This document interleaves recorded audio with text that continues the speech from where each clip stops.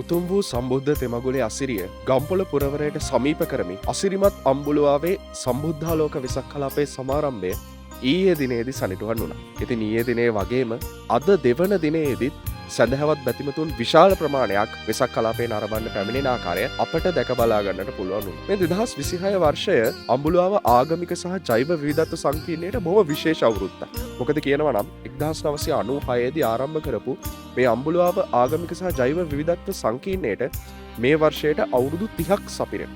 ඉතින් ඒ හා සමගාමීව සංවිධානය වෙන මේ වෙසක් කලාපයේ දෙවන දිනේදීත් ඊයේ දිනයටත් වඩා විචිත්‍රවත් අංග රාශියක් ඔබ වෙනුවෙන් සූදානම්ව පවතින. වෙසක් තොරණ, වෙසක් පහන් කූඩු ආශ්‍රිත නිර්මාණ, වෙසක් බැතිගී තරගාවලි සහ ප්‍රසංග, වෙසක් නාට්‍ය, වෙසක් චිත්‍ර තරගාවලි ආදී විචිත්‍රාංග රාශියක් ඔබට දැක බලා ගැනීමට පුළුවන්. ඒ වගේම මේ ප්‍රදේශය පුරා සංවිධානය වන සෞඛ්‍ය ආරක්ෂිත දන්සල් විශාල ප්‍රමාණයකුත් ඔබ වෙනුවෙන් සූදානම්ව තිබෙනවා. ඉතින් අපි ආරාධනා කරනවා එන්න සම්බුදු තෙමගුලේ අසිරිය විඳගන්න සම්බුද්ධාලෝක වෙසක් කලාපයත් සමග එකතු වෙන්න කියලා. අම්බුදු එළියෙන් බැබලෙන